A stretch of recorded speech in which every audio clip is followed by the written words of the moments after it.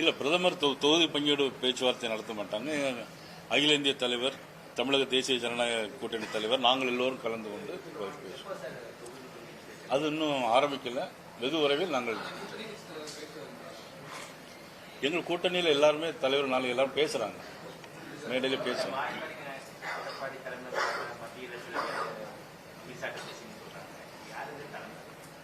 தமிழக தலைவர் அண்ணன் எடப்பாடி பழனிசாமி அவர்கள். எப்படிங்க? இல்ல அப்படி சொல்ல முடியும். டெல்லிக்கு எதுக்காக போறாரு நீங்க எப்படி சொல்ல முடியும்? பல விஷயங்களுக்காக போயிருக்கலாம் இல்லையா?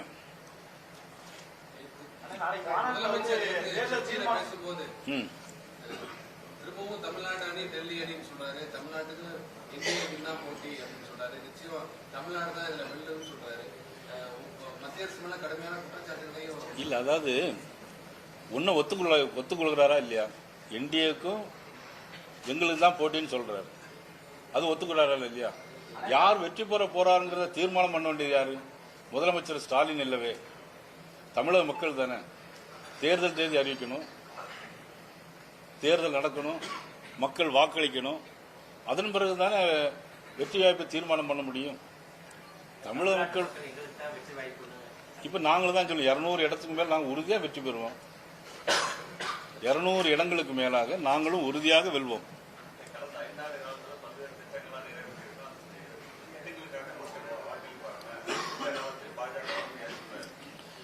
அதுக்கு முன்பு கடந்த காலத்தில் புரட்சியத்தில் அம்மா முதலமைச்சராக இருக்கும்போது வந்த திட்டங்களெல்லாம் நிறுத்திட்டாங்களே. இவங்க திட்டங்கள் என்ன திட்டங்கள் போட்டாங்க? 1000 ரூபாய் கொடுப்போம்னு சொன்னாங்க. ஆட்சி பொறுப்பு வந்த உடனே 1000 ரூபாய் கொடுப்போம்னு சொன்னாங்க. 28 மாசம் கொடுக்கல. அது திட்டமா? அது அதன் பிறகு 1000 ரூபாய் கொடுத்தாங்க. எதற்காக கொடுத்தாங்க? பாராளுமன்ற தேர்தல் வந்தது, அதற்காக கொடுத்தாங்க. சரி, போன வருஷம் பொங்கலுக்கு ரூபாய் கொடுக்கல, இந்த வருஷம் மட்டும் தான் பொங்கலுக்கு ரூபாய் கொடுத்தாங்க. ஏன்? பொது தேர்தல் வருது, சட்டமன்ற பொது தேர்தல் வருது. இதெல்லாம் திட்டமா? இது வாக்கு வங்கி அரசியல் நடத்தக்கூடிய திராவிட முன்னேற்ற கழக அரசு அதை செய்தோம் இதை செய்தோம் சொல்றாரு. உங்கள் தொகுதியில் முதலமைச்சர் எந்த தொகுதியில் எந்த திட்டங்களை கொண்டிருக்காங்க? நான் முதல்வன் திட்டம் பேர்ல தான் இருக்க தவிர செயல்பாடுகள் என்ன இருக்குன்னு எதுவும் சொல்லியிருக்காரா முதலமைச்சர்? நேற்று திருச்சியில் நடந்த பொதுக்கூட்டத்தில் எதையாவது நான் முதல்வன் திட்டத்தில் நாங்கள் இந்த திட்டத்தை ஏற்பாடு செய்திருக்கிறோம், இத்தனை லட்சம் பேருக்கு வீடு கட்டி கொடுத்திருக்கிறோம் சொல்ல முடியுமா? முடியாது. வீடு கட்டி கொடுப்பது மத்திய அரசும் மாநில அரசும் பங்கு. அதில் மத்திய அரசு 60%, மாநில அரசு 40%. இவர்களாக சொந்தமாக எந்த திட்டத்தையும் போட்டிருக்காங்களா? இல்லை. ரேஷன் கடையில் எல்லா பொருட்களும் கொடுக்கிறோம்.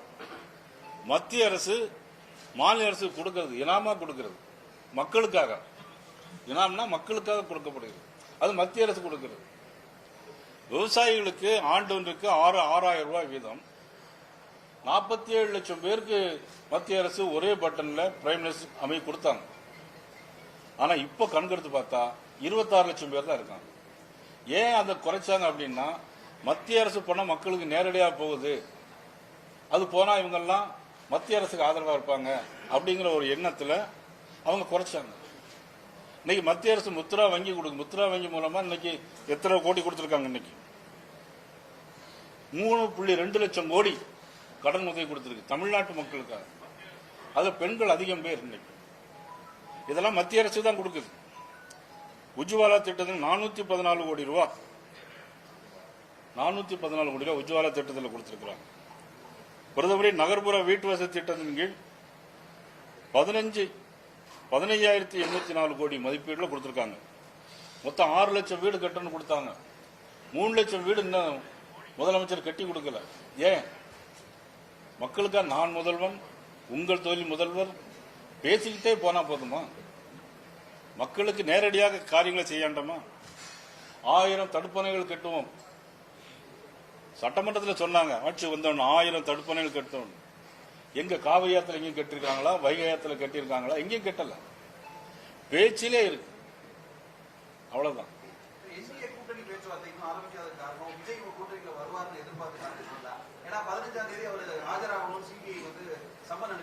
அதாவது சிபிஐ நீங்க கேட்கல, நானே பதில் சொல்லிடுறேன். சிபிஐ இடி இதெல்லாம் தனி டிபார்ட்மெண்ட். எப்படி தேர்தல் ஆணையம் தேதி அறிவிக்கிறதோ அது மாதிரி இதெல்லாம் தனி இண்டிபெண்டன்ட் பாடி. அது அன்புமணி ராமதாஸ் சொல்லியிருக்காரு, இன்னும் 2 கட்சிகள் வந்து என்டிஏ கூட்டணி வரப்போகுதா. அப்ப இதெல்லாம் பார்க்கும்பொழுது தமிழக வெற்றி கழகத்தோட பேச்சுவார்த்தை நேற்று கூட நீங்க ஒரு நிர்வாகியை நீக்கிருக்கீங்க. இல்ல, அது உள்கட்சி பிரச்சனை, நிர்வாகி நிற்கிறது. அதனால உங்கள்கிட்ட சொல்றேன். இல்ல, கட்சியில் நான் இப்போ கட்சியில் வரலாம், அவ்வளவுதான். இன்னும் கட்சி நிறைய பேர் இருக்காங்களே, நிறைய பேர் கூட்டணியில் சேர்றதுக்காக நிறைய கட்சிகள் வச்சிருக்காங்க. அதை பத்தி நாங்க எதுவுமே கருத்து சொல்ல முடியாது. அதை பத்தி நான் எதுவும் கருத்து சொல்ல முடியாது. முதலமைச்சர் பேசுனதுக்கு காரணங்கள் கேளுங்க, நான் சொல்லுவேன். என்னங்க, இது ஒரு பொய். இது முழுக்க முழுக்க முதலமைச்சர் சொன்ன பொய். எப்படி நீங்க களத்தில் இருக்குன்னு நீங்க இருக்கீங்க, ஆனா நீங்க களத்தில் இல்ல. நான் சொல்றேன் கேளுங்க. அதாவது கேஸ் சிலிண்டர் எப்படின்னா, ஒரு ஆளுக்கு ஒரு சிலிண்டர் கொடுக்கும்போது 20 நாள் கழிச்சு தான் புக் பண்ண முடியும். ஒரு சிலிண்டர் கொடுக்கும்போது 30 நாள் 40 நாள் வரைக்கும் போகும் ஒரு வீட்டில். 20 நாள் கழிச்சு தான் புக் பண்ண முடியும் சர்வர். இப்போ நீங்க வந்து இன்னைக்கு ஒரு சிலிண்டர் வந்துட்டு உடனே புக் பண்ணா உங்களுக்கு கிடைக்காது. சர்வர் சிஸ்டமே அப்படிதான். ஏன்னா நான் கேஸ் டீலர், அதனால நான் சொல்றேன். தட்டுப்பாடுல எங்கேயுமே கிடையாது. சிலிண்டர் இப்ப நீ உங்களுக்கு 20 நாளைக்கு உள்ள சிலிண்டர் வேணுமா, நான் தரேன் உங்களுக்கு. இல்ல, நீ எங்க புக் பண்றீங்களோ நான் தரேன். உங்களுக்கு எங்க வேணுமோ நான் தர சொல்றேன். ஆந்திரா, கர்நாடகா போன்ற மாநிலங்கள்ல ஹோட்டல்கள்ல சிலிண்டர் தட்டுப்பாடால 15 வகையான உணவுகள் கொடுக்கறதுல 2 வகையான உணவா குறைச்சிருக்காங்க. இதுக்கும் சிலிண்டர் தட்டுப்பாடு இருக்காங்க. அதான் ஹோட்டல்ல உணவு குறைச்சதுக்கும் சிலிண்டருக்கும் சம்பந்தமே கிடையாது. இதை நீங்க இப்படி இல்ல நீங்க இப்படி எல்லாம் கேள்வி கேட்டீங்கன்னா உங்க கேள்வியில அர்த்தம் இருக்கா, என்னுடைய கேள்வியில அர்த்தம் இருக்கா? இல்ல, ஒரே நிமிஷம். ஹோட்டல்ல அவங்க ரேட்டு எவ்வளவு போட்டிருக்காங்க, எவ்வளவு எத்தனை ஐட்டங்களுக்கு ரேட் எவ்வளவு, குறைச்சதுக்கு ரேட் எவ்வளவு, நீ அதை பார்க்கணும் இல்லையா? அது அன்னைக்கு அங்கே மாதிரி எதிர்கட்சிக்காரங்க எழுதி போட்டிருப்பாங்களா இருக்கும்.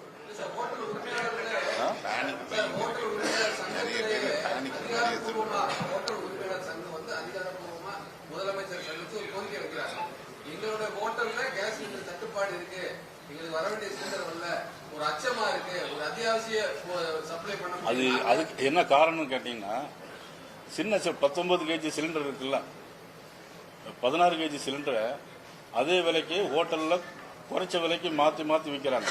ஒரு சிலிண்டர் திருட்டுக்காக சில சிஸ்டங்கள் வச்சிருப்பாங்க.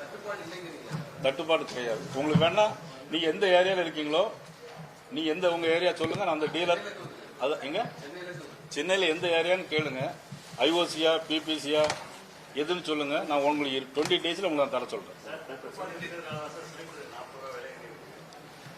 அதாவது இன்னைக்கு உலகம் போர் நடக்குது. நம்ம இந்தியாவை பொறுத்தவரை பொருளாதாரம் எங்கேயுமே கிடையாது. பொருளாதார கட்டுப்பாடு நெருக்கடியே கிடையாது. இன்னைக்கு எல்லா ஆயில் விலை கூடி இருக்கு. ஆனால் இந்தியாவில் இன்னைக்கு டீசல் விலை, பெட்ரோல் விலை இன்னைக்கு 1 பைசாவும் நான் கூட்டல. எந்த அளவு இருக்கோ அதே மாதிரி.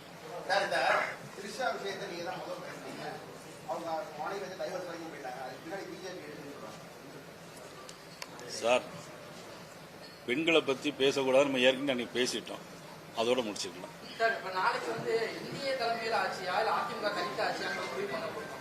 என்னங்க சார், அதிமுக தனித்து தான் ஆட்சி அமைக்கும். நிச்சயமா நாங்க எங்களுக்கு இப்பதான் பண்ணிட்டு இருக்கிறோம். நிச்சயமா பிஜேபி சார்பாகவும் தேர்தல் வாக்குறுதிகளை தனியாகவும் கொடுப்போம், என்டிஏவோட சேர்ந்தும் கொடுப்போம். நான் இப்பதான் பதில் சொல்லி முடிச்சேன். இல்ல இப்பதான் பதில் சொல்லிட்டேன்.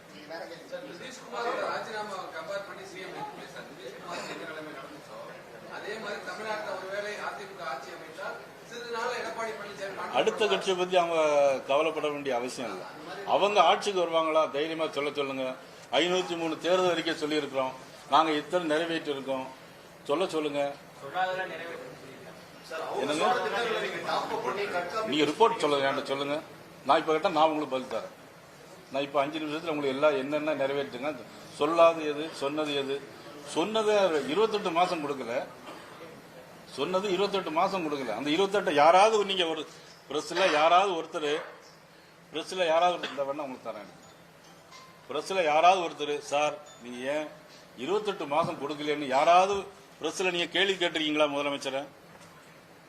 ஒருத்தர் கூட கேட்கல. நான் வெறும் 5 வருஷமா பார்த்திருக்கேன். இல்ல நீங்க இப்ப நீங்க என்கிட்ட கேட்கிற மாதிரி நீங்க அவங்கள்ட்ட கேட்கலாமே. அசம்பிளிலே சொல்லியாச்சு. கேளுங்க. சார், தமிழக வெற்றி கழகம் வந்து தொடர்ந்து பாஜக கொள்கை எதிரின்னு சொல்றாங்க. ஆனா உங்க கூட்டணி இல்லைன்னு நீங்க சொல்ல மாட்டேங்கிறீங்க. அது வந்து வெளியில சொல்ல முடியாது சார். கொள்கைன்னா அவங்களுடைய கொள்கைகளை சொல்லணும். அவர் வெளிப்படையா இல்ல அவங்களுடைய கொள்கையை சொல்லிட்டு இதெல்லாம் எங்களுடைய கொள்கை அப்படின்னு சொல்லிட்டு அப்படி எங்களுடைய கொள்கையை ஒத்துக்கிட்டா நாங்க சொல்லுவோம். கொள்கைன்னா பேர்ல மட்டும் சொல்லிட்டா எப்படி சார்? வெறும் சீனில் மட்டும் எழுதிட்டு இனிக்காதுல்ல. கொள்கை இல்லாத கட்சி இருக்குல்ல. நான் எப்படி அதை நீங்க தான் சொல்றீங்க. அவங்க இல்ல அவங்க கொள்கையை சொல்லட்டும், அவ்வளவுதான். சார், தேர்தலுடைய மேனிபெஸ்டோஸை நீங்க வந்து கட் காப்பி பேஸ்ட் பண்றீங்க அப்படின்னு சொல்லி நேற்று முதல்வர் திருச்சியில பேசியிருக்காரு. விடியல் பயணம், அதுக்கப்புறம் மகளிர் காசு, இது எல்லாத்தையுமே 500 ஏற்றி இல்ல 1000 ஏற்றி அவங்க பண்ணதை நீங்க டாப் அப் பண்ணிருக்கீங்கன்னு சொல்றாரு. அவருக்கு பண்றது யாருமே டாப் அப் பண்ணல. ஏற்கனவே நாங்கெல்லாம் முன்னாடி அறிவிச்சது தான். அவங்க தான் அந்த தேர்தல் அறிக்கையில கொண்டு வந்திருக்காங்க. வேற ஏதாச்சும்